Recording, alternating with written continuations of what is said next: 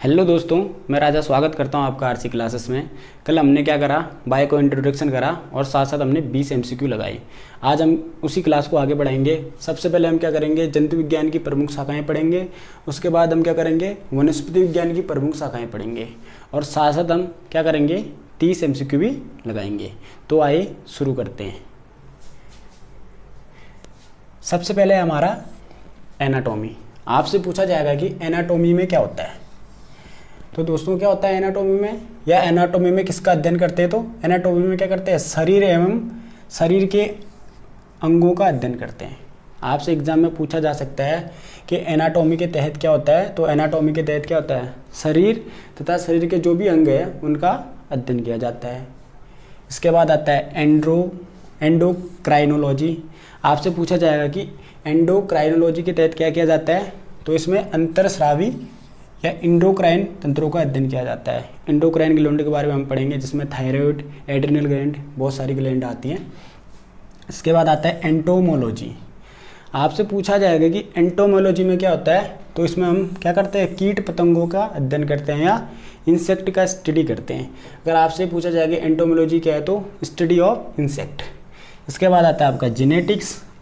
Genetics में हम किसका अध्ययन करते हैं, जीवों के आनुवंशिक लक्षण एवं वंशागति का अध्ययन करते हैं। जेनेटिक्स मतलब पीढ़ी दर पीढ़ी, ठीक है। इसमें क्या होगा, आनुवंशिक मतलब और आनुवंशिक लक्षण व वंशागति का अध्ययन, मतलब पीढ़ी दर पीढ़ी जो लक्षण आते हैं उनका अध्ययन किसके तहत करते हैं हम, जेनेटिक्स के तहत। इसके बाद आता है हीमेटोलॉजी। हीमेटोलॉजी इसमें क्या करते हैं हम, रुधिर यानी ब्लड, रक्त एवं रुधिर संबंधी रोगों का अध्ययन करते हैं। आपसे पूछा जाएगा हीमेटोलॉजी में क्या करते हैं, तो ब्लड और ब्लड से संबंधित रोगों का अध्ययन करते हैं। जैसे ब्लड मैंने आपको बताया क्या है, तरल संयोजी ऊतक है, बहुत बार एग्जाम में पूछा गया है। पीएच क्या है, 7.4 है। इसके बाद है हमारा न्यूरोलॉजी। आपसे पूछा जाएगा कि न्यूरोलॉजी के तहत क्या किया जाता है, तो तंत्रिका तंत्र का अध्ययन किया जाता है।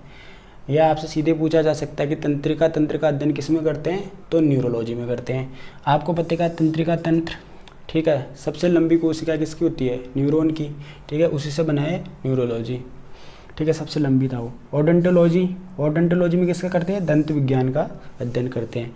और आपसे पूछा जाएगा दांत किनसे मिलकर बने, तो कैल्शियम प्लस फास्फोरस। एक क्वेश्चन और पूछा जाता है कि हमारे शरीर में सबसे ज़्यादा क्या है, तो कैल्शियम है। इसके बाद है ऑर्निथोलॉजी। इसके अंदर हम क्या करते हैं, स्टडी ऑफ बर्ड्स। अगर आपसे पूछा जाएगा कि पक्षियों का अध्ययन किसके तहत किया जाता है, तो ऑर्निथोलॉजी। इसके बाद है पैथोलॉजी। पैथोलॉजी आप सभी को पता होगा, पैथोलॉजी हम लोग जाते भी हैं लैब में, ठीक है, तो ये है पैथोलॉजी। इसमें क्या करते हैं, रोगों की प्रकृति व लक्षणों का अध्ययन करते हैं। पैथोलॉजी में जाके हम क्या करेंगे, कौन सा रोग हो रखा है उसके बारे में अध्ययन करेंगे और उसके बारे में स्टडी करेंगे। तो ये हमारी किसकी होगी, जंतु विज्ञान की प्रमुख शाखाएं हो गई हैं। ये किसी न किसी एग्जाम में पूछी गई हैं। इसके बाद हम पढ़ते हैं वनस्पति विज्ञान की प्रमुख शाखाएँ। ये मैंने सिलेक्टेड पॉइंटर ले रखे हैं हमेशा की तरह, जो किसी न किसी एग्जाम में पूछे गए हैं और आगे भी पूछे जाएंगे। तो सबसे पहला है हमारा एंथोलॉजी। आपसे पूछा जाएगा कि एंथोलॉजी के तहत हम क्या करते हैं। एंथोलॉजी में हम क्या करते हैं, तो हम इसमें क्या करते हैं, पुष्पों का अध्ययन करते हैं, यानी फूलों का अध्ययन किसके तहत किया जाता है, तो एंथोलॉजी के तहत किया जाता है। इसके बाद आता है वायरोलॉजी। वायरोलॉजी सीधे आ रहा है वायरोलॉजी, तो मतलब इसमें क्या होगा, वायरस या विषाणु का अध्ययन। आपको पता है वायरस की खोज किसने कर रखी है, इवानोवस्की ने, ठीक है। आपसे पूछा जाएगा कि वायरस की खोज किसने कर रखी है, तो इवानोवस्की ने। इसके बाद आता है हॉर्टिकल्चर। अब हॉर्टिकल्चर में हम क्या करते हैं, जो बाग बगीचे में हम पादपों का अध्ययन, जैसे हमने क्या कर रखा है, फल सब्जी तथा उद्यान पादपों का अध्ययन। आपसे पूछा जाएगा हॉर्टिकल्चर में क्या करते हैं, तो फल सब्जियां तथा उद्यानों पादपों का अध्ययन करते हैं। इसके बाद आता है आपका माइकोलॉजी। ये बहुत बार पूछा गया है माइकोलॉजी। ये माइकोलॉजी में से क्या करते हैं, कवकों का अध्ययन यानी फंगस का अध्ययन करते हैं। आपसे मैंने कल भी बताया था कि फंगी से होने वाली एक प्रमुख बीमारी क्या है, एथलीट फुट, ठीक है। माइकोलॉजी बोले तो क्या होगा, स्टडी ऑफ फंगस। आप सीधे इसको ऐसे भी याद कर सकते हैं, FM याद हो जाएगा, ठीक है। F से फंगी और M से माइकोलॉजी। इसके बाद आता है फाइकोलॉजी। इसमें हम क्या करते हैं, शैवालों का अध्ययन। आपसे पूछा जाएगा कि शैवालों यानी एल्गी का स्टडी किस में किया जाता है, तो फाइकोलॉजी। ये भी बहुत बार पूछा गया है। फाइकोलॉजी में किसका अध्ययन करते हैं, तो शैवालों का। ये भी बहुत बार पूछा गया है। हिस्टोलॉजी में क्या करते हैं हम, ऊतकों का अध्ययन करते हैं। ऊतक मतलब ग्रुप ऑफ सेल। इसके बाद आता है आपका फ्लोरिकल्चर। फ्लोरिकल्चर में हम क्या करते हैं, सजावटी पुष्पों का अध्ययन करते हैं। किसका, सजावटी पुष्पों का अध्ययन। इसके बाद आता है आपका एग्रोनॉमी। इसमें क्या करते हैं हम, फसली पादपों का अध्ययन करते हैं। एग्रोनॉमी एग्रीकल्चर से संबंधित, आप समझ गए होंगे। इसके बाद आता है साइटोलॉजी।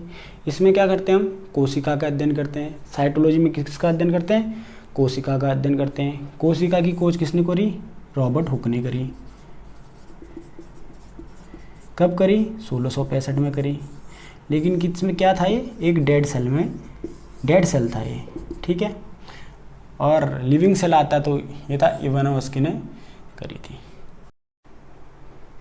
दोस्तों अभी हमने करा जीव विज्ञान की प्रमुख शाखाएं तथा साथ साथ वनस्पति विज्ञान की प्रमुख शाखाएं। अब हम कुछ इंपॉर्टेंट 20 क्वेश्चन सॉल्व करेंगे। तो आइए शुरू करते हैं। सबसे पहले हमारा सजीव तथा निर्जीव के बीच की कड़ी को क्या कहते हैं। बहुत बार एग्जाम में पूछा जा चुका है कि सजीव तथा निर्जीव के बीच की कड़ी को क्या कहते हैं, तो हम उसको क्या कहते हैं, विषाणु यानी वायरस। वायरस क्या है, सजीव तथा निर्जीव के बीच की कड़ी है। आपको पता है कि विषाणु को क्या ग्रोथ करने के लिए क्या चाहिए, एक लिविंग बॉडी चाहिए, ठीक है। जैसे उसको इन्वायरमेंट मिलता है जिसमें वो जी सकता है तो क्या होता है, उसमें ग्रोथ करता है। अगर वो इन्वायरमेंट उसको नहीं मिलता है तो क्या रहता है, डेड अवस्था में रहता है। आपसे पूछा जाएगा सजीव तथा निर्जीव के बीच की कड़ी क्या है, तो विषाणु है। अब विषाणु की खोज मैंने आपको बता रखी किसने करी है, इवानोव्स्की ने करी है। और आपसे पूछा जाएगा कि विषाणु किससे मिलकर बना होता है, तो न्यूक्लिक एसिड प्लस प्रोटीन। और न्यूक्लिक एसिड में क्या होता है, DNA और RNA। ये बहुत इंपॉर्टेंट है, या तो DNA होगा या तो RNA होगा, ठीक है। और प्लस प्रोटीन हमेशा होगा जो लेयर में रहता है। अब मछली के हृदय में कितने कक्ष होते हैं। आपसे एग्जाम में पूछा जाएगा कि मछली के हृदय में कितने कक्ष होते हैं, तो 2 होते हैं। कक्ष का मतलब ये है चैम्बर, जिसको जितनी एनर्जी की आवश्यकता होती है उसके शरीर में उतने कक्ष होते हैं। अगर मनुष्य से पूछा जाता तो कितना होता, 4 होता। ऐसे रेप्टाइल होते हैं 3, लेकिन मगरमच्छ अपवाद है, मगरमच्छ के कितने होते हैं, 4, ठीक है। इसके बाद आता है असत्य फल उत्पन्न होता है। ये बहुत बार पूछा गया है, कहाँ से होता है, पुष्पक्रम से। आपसे पूछेगा एग्जामिनर की असत्य फल कहाँ से उत्पन्न होता है, तो पुष्पक्रम से। और इसमें कुछ एग्जाम्पल भी पूछ लेता है कि आपसे पूछेगा कि सेब कौन सा फल है, सत्य फल है या असत्य फल है, तो सेब क्या है, असत्य फल है। और ऐसे पाइनएप्पल, ये भी असत्य फल है। ये एग्जाम्पल दोनों एग्जाम में पूछे गए थे, तब मैंने इनको यहाँ पर नोट कर दिया है। इसके बाद आता है सत्य फल कहाँ से उत्पन्न होता है, तो अंडाशय यानी ओवरी से। आपसे पूछा जाएगा कि ओवरी या अंडाशय से कौन सा फल उत्पन्न होता है, तो सत्य फल होता है। इसमें आप लिख सकते हो मैंगो, बनाना, ग्रेप्स, ये सब इसके उदाहरण हैं। इसके बाद आता है मानव अंग जो सर्वाधिक कोलेस्ट्रॉल उत्पादित करता है, तो है आपका लीवर। लीवर क्या करता है, सर्वाधिक कोलेस्ट्रॉल का उत्पन्न करता है। लीवर क्या है, लार्जेस्ट ग्लैंड है, शरीर की लार्जेस्ट ग्लैंड लीवर। और क्या है, बाइल जूस बनाता है, ठीक है। लेकिन बाइल जूस को स्टोर कौन करता है, गॉल ब्लेडर।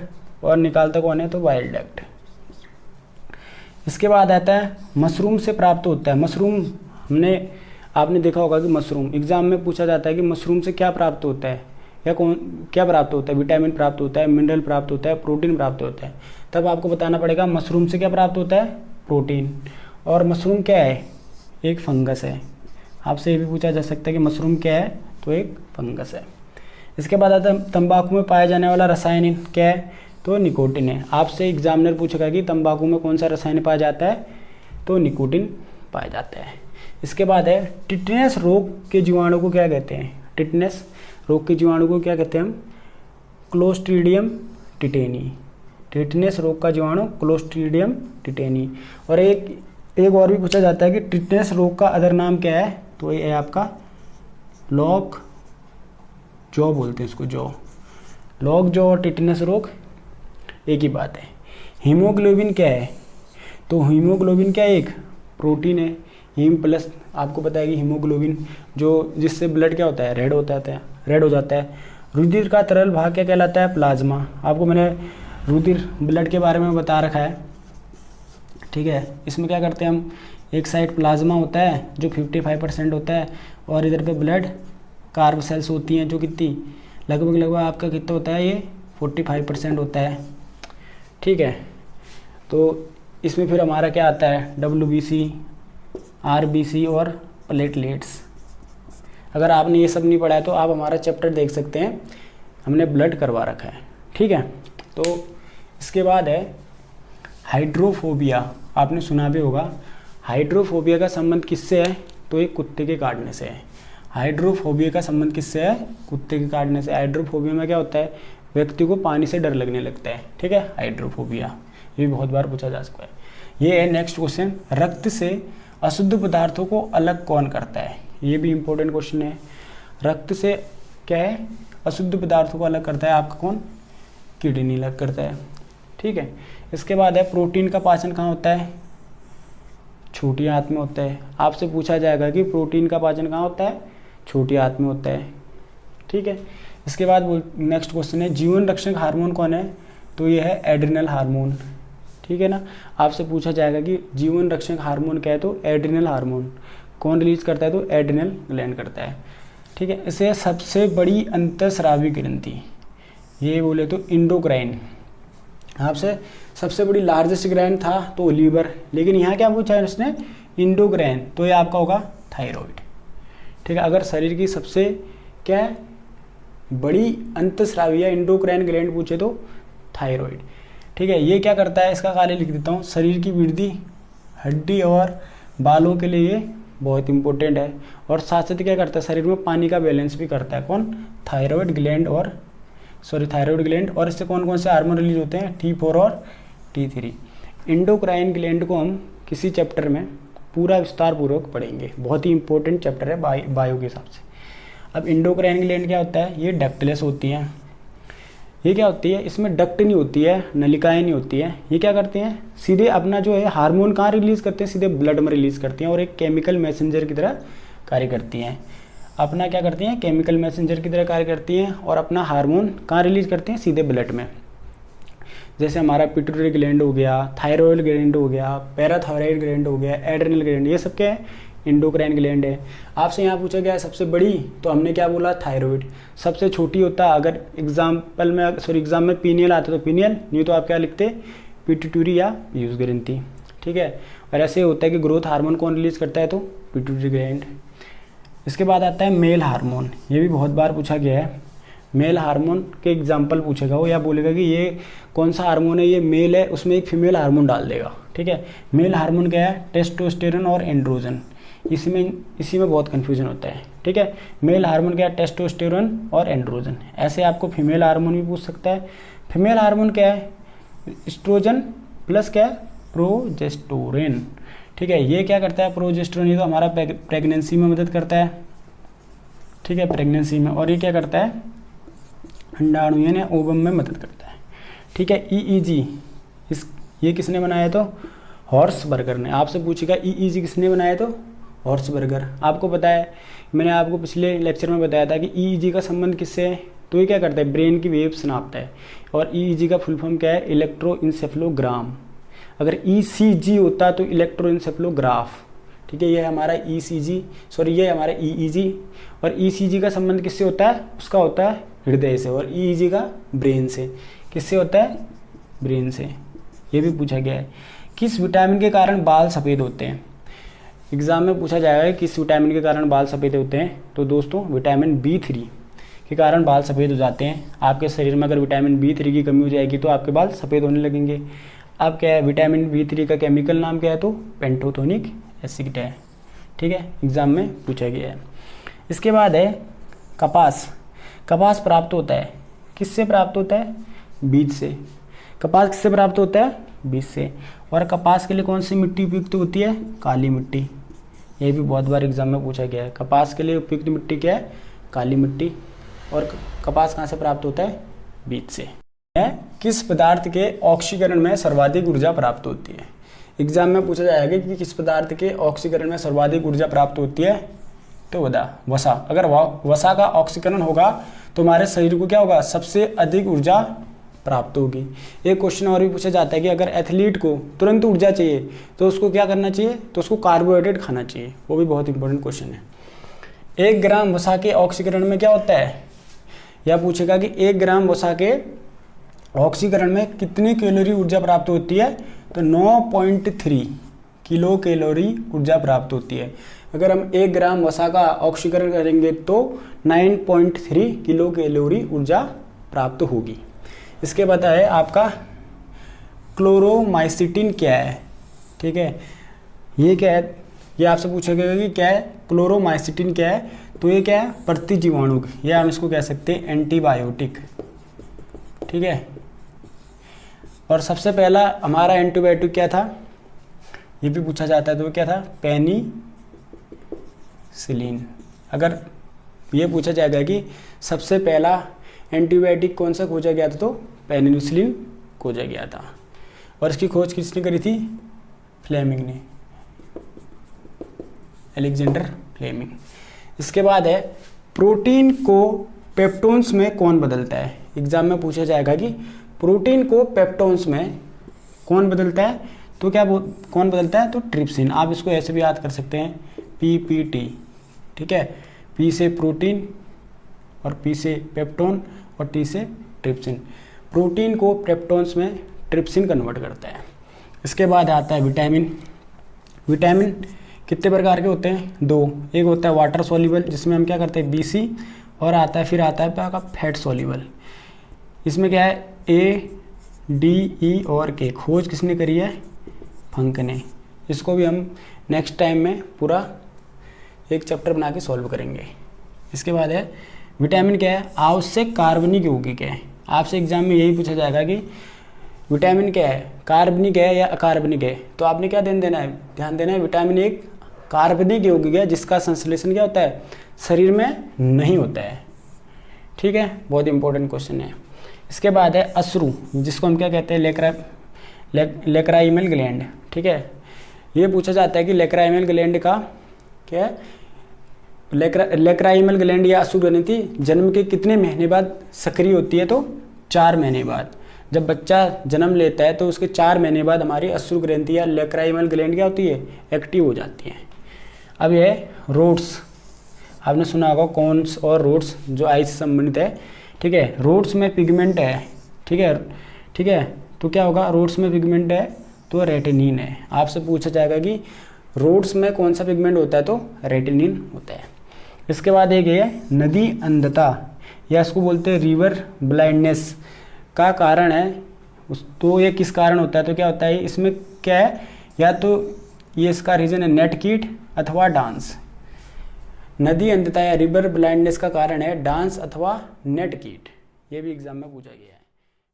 बाद है वृद्धि हार्मोन कौन बनाता है या कौन रिलीज करता है? तो वृद्धि हार्मोन कौन करता है? पीयूष ग्रंथि रिलीज करता है। पीयूष ग्रंथि क्या है? सबसे छोटी ग्रंथि है। और क्या है? मास्टर ग्लैंड है। अगर हम बोला जाएगा कि शरीर की मास्टर ग्लैंड कौन है, तो पीयूष ग्रंथि है। ये क्या करता है? ग्रोथ हार्मोन को रिलीज करता है। अगर ग्रोथ हार्मोन ज़्यादा रिलीज हो जाएगा तो आप क्या बनेंगे? खली बन जाएंगे। और कम रिलीज होगा तो आप क्या बनेंगे? छोटा, यानी क्या बोलेंगे? बौने बन जाएंगे।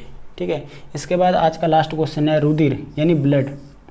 ठीक है, ब्लड में ग्लूकोज की मात्रा का बढ़ना क्या कहलाता है? Hyperglycaemia. अगर हमारे ब्लड में, रक्त में ग्लूकोज की मात्रा बढ़ जाएगी तो हम उसको क्या कहेंगे? Hyper glycaemia. मतलब हाइपर हो जाता है, हम बोलते हैं ना कि व्यक्ति हाइपर हो गया, मतलब ज़्यादा। ठीक है, अगर ऐसे ही पूछा जाएगा कि रक्त में ग्लूकोज की मात्रा कम हो गई, अगर पूछा जाएगा कि ब्लड में ग्लूकोज की मात्रा कम हो गई, तो उसको हम क्या कहेंगे? हाइपोग्लाइसेमिया।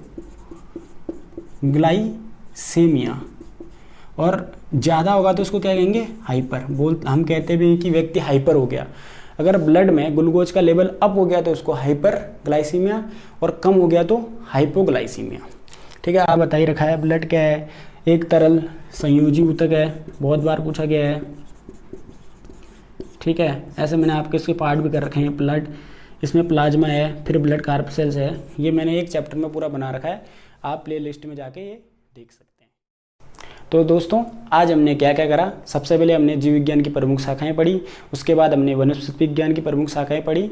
ठीक है, उसके बाद हमने क्या करा, 30 इंपॉर्टेंट क्वेश्चन को सॉल्व करा।